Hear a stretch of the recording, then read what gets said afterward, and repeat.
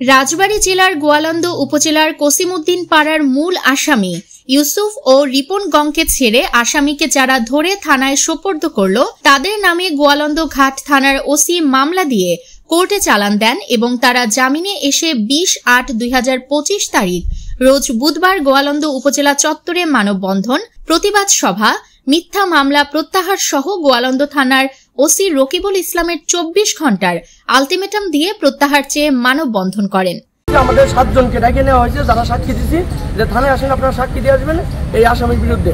কিন্তু সাক্ষী দেওয়ার কথা বলে আমাদের থানায় নিয়ে আমাদের বকাবাজি করে বলছে আমরা নাকি মব সৃষ্টি করছি। ওই আসামির সাথে তাদের একটা ইন্ধন হয়, ইন্ধন হওয়ার কারণে আমাদেরকে জেলে ভরে দেয়, আসামিকে তৎক্ষণাৎ ছেড়ে দেয় এবং আসামি ওয়েটিং রুমে ঢুকে আমাদের মারতে যায়। আমাদের সাথে থানায় যাওয়া লাগবে, তোমাদের কিছু কথা বলা লাগবে, এরকম কথা বলে সাক্ষী দেওয়া লাগবে, কথা বলে নিয়ে যায়। নিয়ে যাওয়ার সঙ্গে সঙ্গে মনে করেন যে কোনো তাদের মুখে কোনো জবাব নেয়নি। ওই ঘুষখোর ওসি কোনো মানে তাদের মুখে কোনো জবাব নেয়নি, এমনকি ইউসুফকে ছেড়ে দেয়। ছেড়ে দেওয়ার কারণে মনে করেন যে হলো আমার ভাগ্নিদের হলো তারা ধরে। এখানে মনে করেন যে কোনো মানে ন্যায়ের কোনো প্রতিবাদ করেনি, অন্যায়ের প্রতিবাদ করেনি। কিন্তু আমাদের দেবর এবং আরো অনেকে আছে, এরা সবাই একসাথে থাকে, তাদের জানে নিরাপত্তা চাই।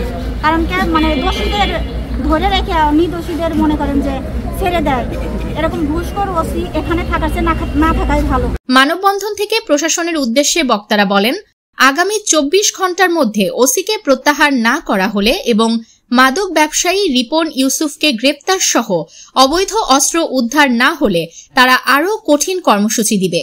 এ সময় বক্তব্য রাখেন এলাকাবাসীর পক্ষে ইউনিভার্সিটির ছাত্র মামুন ও জহুরুল এবং স্থানীয় সাধারণ পুরুষ ও মহিলারা। নিউজ ডেস্ক, দৈনিক অন্যধারা।